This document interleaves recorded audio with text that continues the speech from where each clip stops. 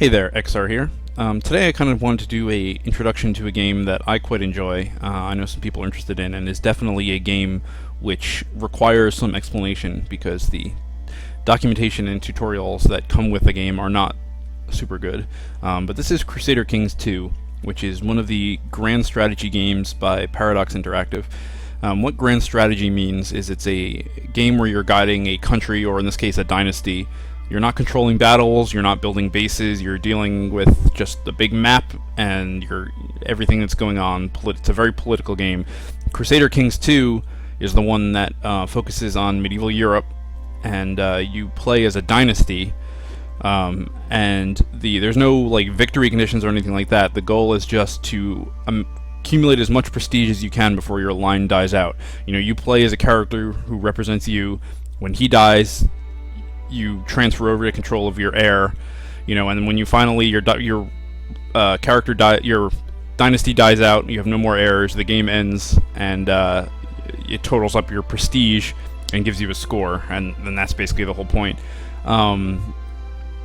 It does eventually end, I think, in 14 or 1500, something like that. It will end on its own, but yeah, so that's the point. So let's go into single player here. Here's the map that we're dealing with. Let me switch it to political so we can see the different political entities here. Now I'm running all the DLCs. These are all optional. If you buy just the base game, you're basically restricted to playing as Christian kings, like the title Crusader Kings.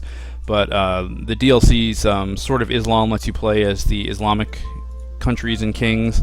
Legacy of Rome focuses on the Byzantine Empire and adds some functionality. Sunset Invasion is kind of a alternate history, kind of just fun DLC, which adds an event in like 1300. The Aztecs invade Europe instead of the other way around. So that kind of just gives you some more stuff to deal with. The Republic lets you play as some of these like trade republics like Venice and stuff that have a completely different system of government. And the newest one is the Old Gods, which lets you play as the pagans, and also gives you this earlier start time. If you buy the base game, the earliest start time is 1066 here, which makes the political map look like this. But the Old Gods gives you this older starting period, much more fractured, and lets you play as pagans, which is in and of itself very interesting. And I find it to be by far the most enjoyable. Now, none of these DLCs are required, and it's not like you have to buy them in order. So, for instance, if you wanted to just buy Crusader Kings II and then just buy the Old Gods to play as pagans, you could do that. You wouldn't be able to use any of the functionality from these DLCs, but they're not required. None of them require the others. So let's play. I find playing as the pagans the most fun, and really what I just want to do is kind of introduce the concepts of the game.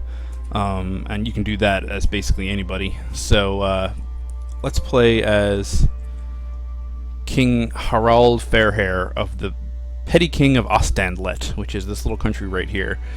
And I know from experience that playing as him, it is historically in real life, this was the guy who united the Kingdom of Norway, and that's pretty easy to do, which makes it a good example. Here. So let's click on play, and it is now going to set up the game with us as King Harold. Okay, so here we are. We're looking at our territories. We own these 4 provinces here, which together make up Ostlandet, the petty kingdom of Ostlandet. These guys here are our standing army, which is our retinue. Which just means that they're an army that we pay for personally. They are commanded by us personally, and they're up all the time. You don't have to like summon your troops or anything to have them.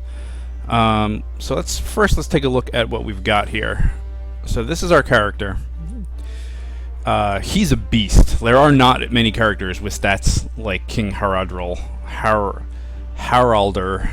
I'm just gonna say Harold. Oops, King Harald Fairhair of Ostlandet. So everyone will have these stats. He's got a 13 diplomacy. Basically anything over 10 is decent. Anything over 15 is really good. So he's got a 13 diplomacy, a 21 martial, which is amazing. It should say somewhere like he's a magnificent commander or something. He's got a 13 stewardship, which controls your tax income. He's got a 14 intrigue and a 10 learning, so he's a pretty badass guy. We can see down here the traits of your character. So and they all, you can see they give bonuses or penalties to your stats based on these different traits. So he's a skilled tactician. He's quick, which is a fantastic thing to have. He's a hunter. He's patient. He's brave. He's ambitious, which is another good thing to have. And he's cynical. So pretty much a pretty awesome guy. This is our base combat modifiers based on our stats. Here's my wealth. Right now I have 64 gold, which is also seen up here. I have 400 prestige, which is also up here. 15 piety, and my score is 0. When your character dies, so when he dies and his heir takes over, his prestige total, which is right now 14, will be converted into my score, and I'll start back at 0 prestige, or however what the starting prestige is for his heir. I think it'll be 0. He's already, done some stuff before I take over, basically. But when I switch to his heir, prestige will sit to 0, and whatever I accumulate as my prestige as him will become my score, and then that will accumulate over the length of my family's life to give me my final score. What else have we got here? So he's Norse, that's his culture. He's Norse religion, and so that's one of the pagan religions, and there's all the list of traits that gives you. And he's with these guys here. You can see he's right here. He's leading that army personally. I have no children. He has one sibling who's dead, but he is married to Queen Ragnhildr. She's 17. I'm also 17. She has decent stats, and you can see here in parentheses, these are my realm stats, which are they're his stats plus half of his wife's stats plus some other things from my council, I think. I've got my titles here. I'm the King of Ostendlet. I also am personally the owner of the County of Vestfold, which is here, and the County of Akershus, which is this one here, which is where my capital is. You can tell this is like this little shield here demarks my capital on the map. My parents, my mother's alive, my father's dead, which is why I'm the king. My grandparents are all dead. I have no children. My heir right now is my uncle, which means that if I die, he's the guy who'll take over. But we don't really want that to happen. He doesn't like me. This is the opinion shower. So it goes from negative 100 is the worst to positive 100 is the best. And right now he's at negative 49, so he doesn't like me very much. But we can take a look at my vassals. These are the people who directly owe fealty to me. So there's him. He's the chief of Opland, which is this territory right here. And then we've got all these other guys. Most of them like me, and that's good because you can see here, this is the taxes that these people are paying me. If it's green, it means they're paying me. If it's red, it means they don't like me, and therefore they're not paying me. This is what I would be getting from this guy if he was paying me, but because it's red, he's not paying me. So we want to make him like me, so that he'll pay me. Right now, he just barely doesn't like me. And you can see here the only negative is because I haven't reigned very long. It's negative 40, which is quite a lot. So as my reign increases in length, he'll start liking me more as that decreases. But right now he doesn't trust me because I'm a new king. I haven't proved myself yet. But actually we can make him like me right now. So if we can go here, this is that guy. You can see he has the negative 5 opinion of me here, his stats and his traits and everything. And we can right click on him and go to diplomacy, and there are several things you can do to make somebody like you more. One is send him a gift. That's kind of expensive. I only have 64 gold in the treasury. I would have to send him almost 50 to increase his opinion of me by 33, which would get it done. He'd be paying me at that point, but that's a lot of gold, so I don't want to do that. But what I can do is award him an honorary title, and I've got several of these to choose from. They're just like little, they don't actually do anything. They're just little honorary titles I can give them. So in this is Mirkus Midder, means marksman. He's the honor of serving as my standard bearer. So I can make him my standard bearer. It'll increase his opinion of me by 15. He's only at negative 5, so I should do that. And so now he likes me now his opinion of me is 10. So now if I look here, he should be paying me, and he is. So that is good. By the way, the game is paused right now. It always starts off paused, so you can deal with all your initial stuff. So after vassals, we have my court. These are people who are in my court. They don't owe fealty to me, but they live in my capital. Only one of them doesn't like me, but that doesn't really matter that much because they're just my court. They don't really do much at the moment. I've got 2 allies, the Chief of Opland, who's my uncle, who doesn't like me, and the Chief of Dighton, who is here somewhere also.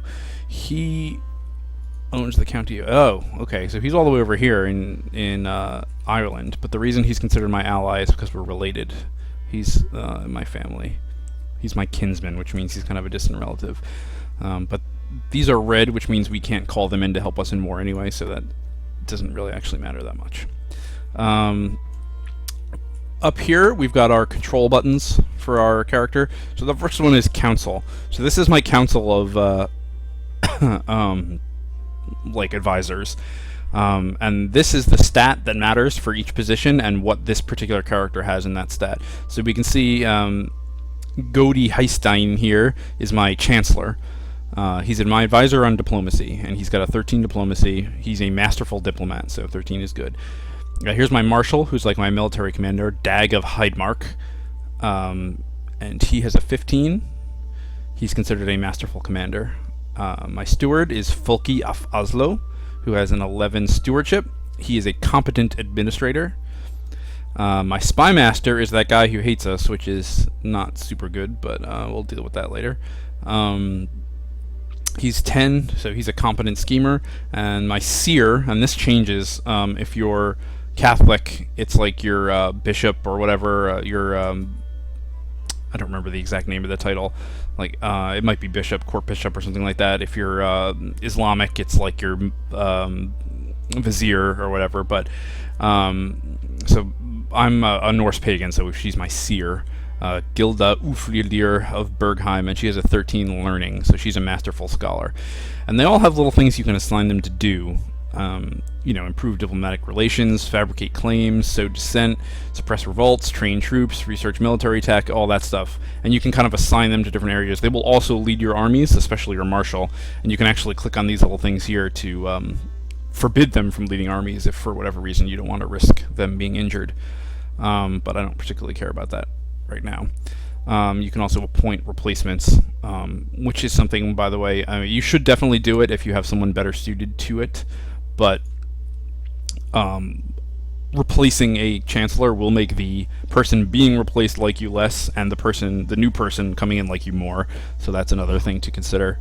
I'll just point this out now. It's not that important for me necessarily as a pagan, but one of the things the chancellor can do is fabricate claims.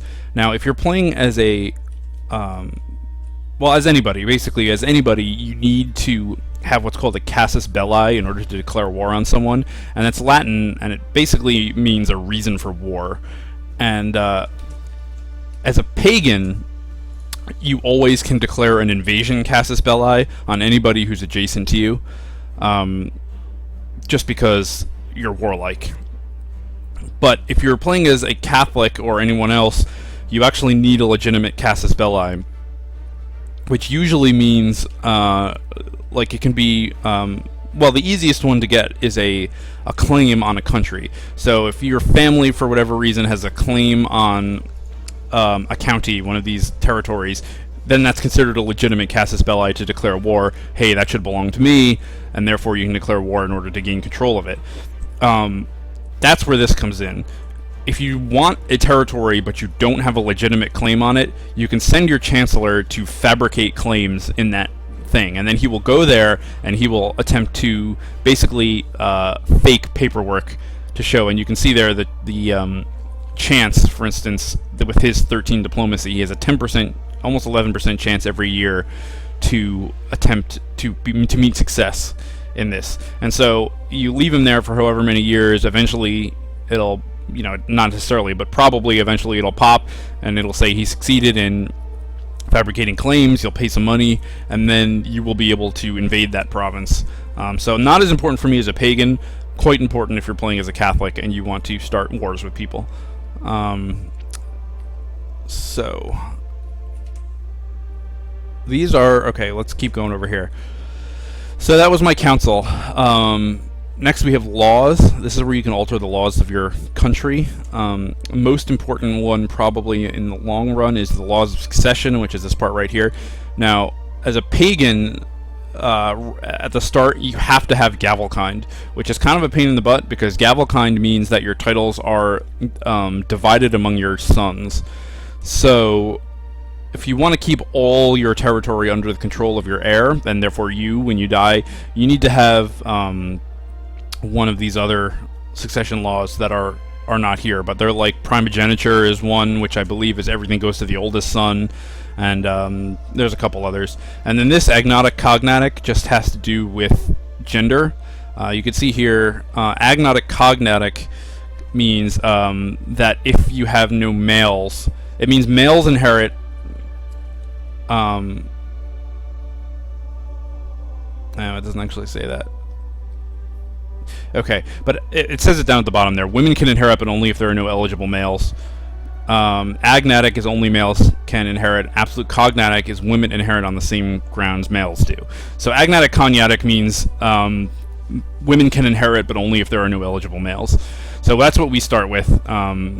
And in order to change that, we actually have to reform our religion, which is a whole nother thing that I'll maybe get into later. But at this point, we're stuck with gavelkind, which means our territories will be divided among our male heirs when we die. And these are the other laws that you can change. You're only allowed to change one every 5 years, I believe, and it requires a vote of your vassals. But it's basically the amount of troops and the amount of taxation that your feudal vassals, the cities, and the church have to give you. So right now, we've got normal feudal levies, no feudal taxation, which means that my vassals don't have to pay me anything. And normal taxation for the cities and the churches and all that stuff. So that's laws. So next over is technology. They actually changed how this worked in the old God, which is good because it was kind of confusing and arcane before. It's pretty straightforward now. You earn points up here based on your ruler attributes, and as they go up, then you can then spend them on these. And each, obviously, successive dot costs more and improves whatever it is you're looking at here.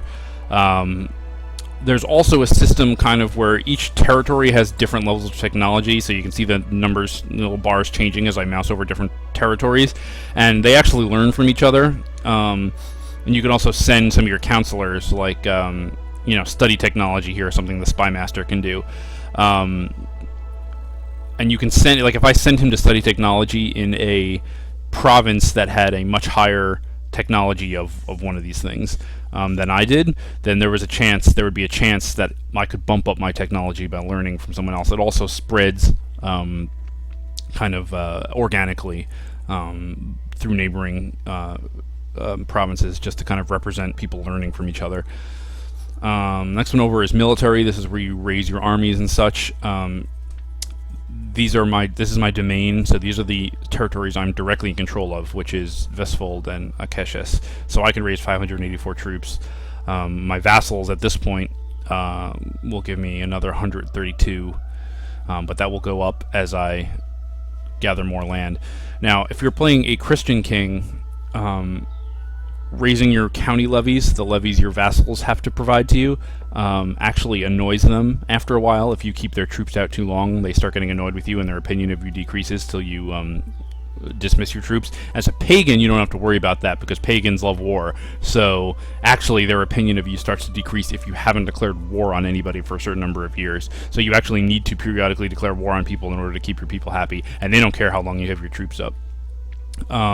This is where I hire retinues, which are my personal troops. They cost money, and that's like what these guys are. They're my some of my retinue. And over here is fleets, which are my boats. You can also hire, see down here, these are from my vassals, showing their troops and availability. You can also hire mercenaries. They're very expensive. Like these guys, 330 gold to hire them, then another 40 gold a month. You know, I only have 64 gold right now, so right now that's not really an option for me. And holy orders, of which there are none yet, but later in time, as the game progresses, more after like 1100, there will be holy orders that are founded, and you can actually call them in, but only during a holy war. Or only to fight against people of another religion, basically. So yeah, when it's like a holy war, you can call in the holy orders to help you. Next over is intrigue. Here you can create plots. Beware, if your intrigue is low or your spy master is not worthy, but you can plot to do different things, killing people, taking counties away from your vassals, and basically you create a plot.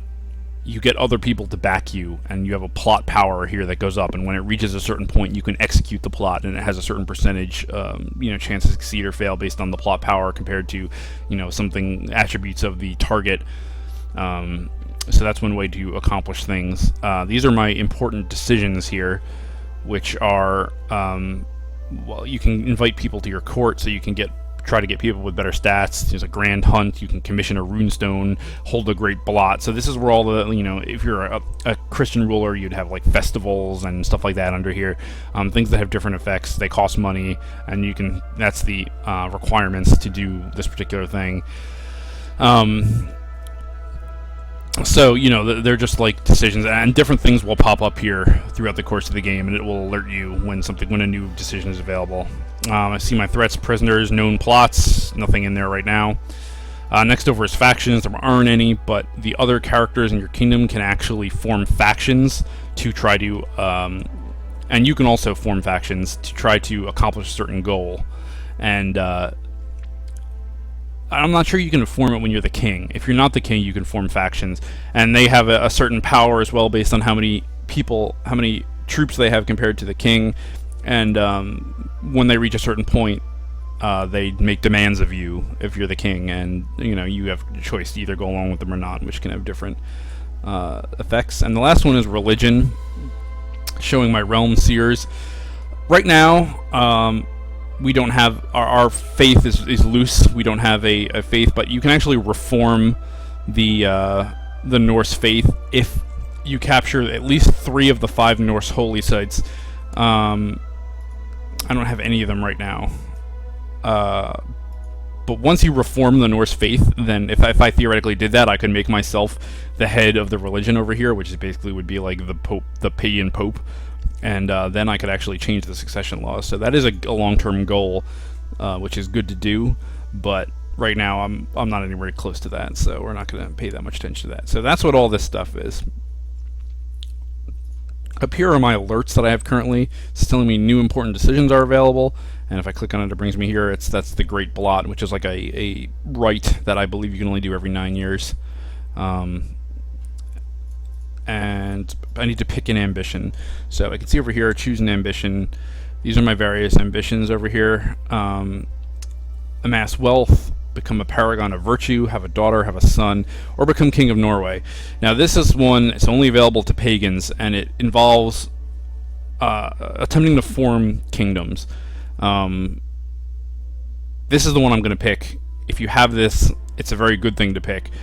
It allows you unlimited use of the subjugation casus belli within the kingdom, which means that I can declare war with impunity on anyone who is part of the de jure Kingdom of Norway, and I'll explain what that means. But I'm going to pick that.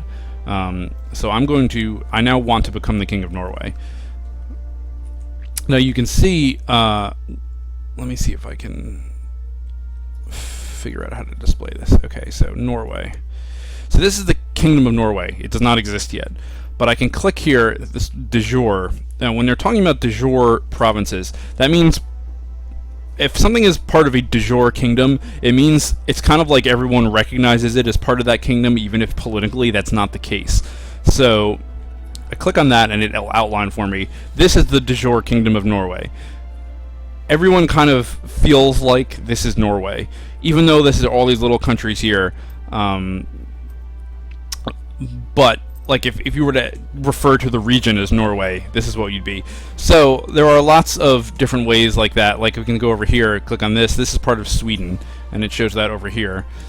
And I click on that, and I can click on de jure, and it'll show me, okay, this is the de jure Kingdom of Sweden. This one is part of Denmark, and I can click here, it'll show me this is the de jure Kingdom of Denmark.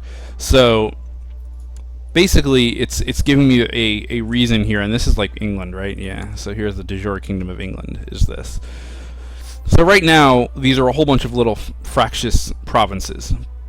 But my goal now is to unite the Kingdom of Norway, which, again, is this glowing part here. That's the de jure Kingdom of Norway, and I'm going to try to unite it into the actual Kingdom of Norway. And picking that ambition basically gives me permission to declare war as many times as I want, as quickly as I want, on everybody who's part of the de jure Kingdom of Norway in order to fulfill my ambition of forming Norway.